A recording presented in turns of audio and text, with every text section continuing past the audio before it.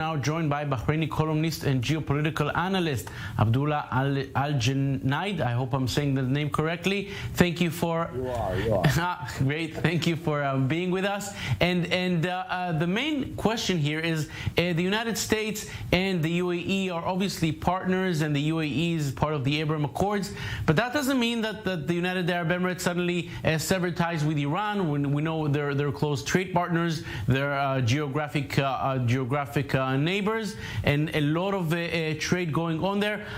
What exactly is the American delegation going to do there coming next week? Jonathan is coming to everybody who is monitoring the situation as a surprise. To start with, and this could be verified very easily.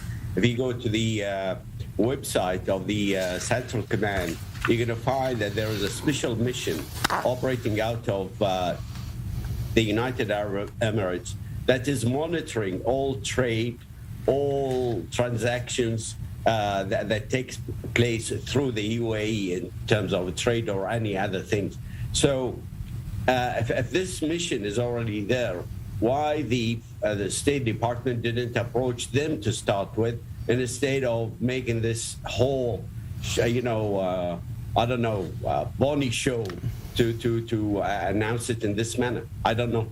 We're seeing, yes, and as we said, the UAE and the U.S. being close partners, but the U.S. backing off from that F-35 deal, and the UAE eventually purchasing those fighter jets from France. And now this delegation coming, maybe a little bit of a rift between Abu Dhabi and Washington, or maybe Washington a bit walking away from the region?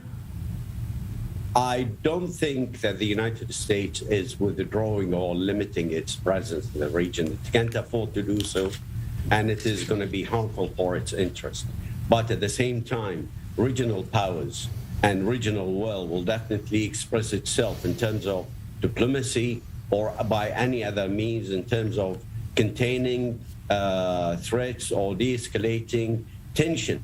So if the United Arab Emirates, and they did that, by, the Saudis are talking to the Iranian and Iraq, and the UAE have, received a very high delegation from Iran, and then the national security advisor, Sheikh Tahnoun, visited Tehran. So all these steps is in sync and in line with a regional sort of understanding in terms of can they lend a hand. At the same time, we need to keep in mind that prior to the restart of the talks in Vienna, Saudi Arabia and UAE were promised 2 seats. Where are the 2 seats that were promised by the Biden administration? Generally speaking, if we look at Gulf countries, Saudi Arabia, the UAE, which you mentioned, Bahrain, where you come from, how are they seeing the transition in the U.S. now that it's been more than a year since Joe Biden won the elections, almost a year since he took office? Well, put it this way, it's a U.S. issue. I mean, we don't comment. The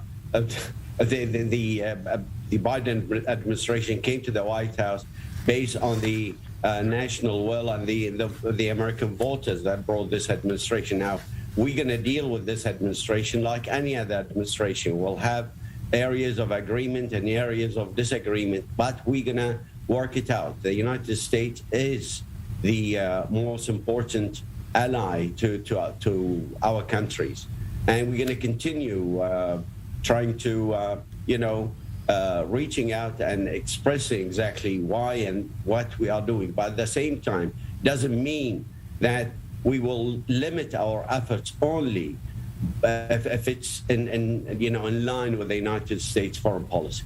Interesting comments there coming from Bahrain. Abdullah Al-Junaid, Bahraini columnist, thank you very much for being with us.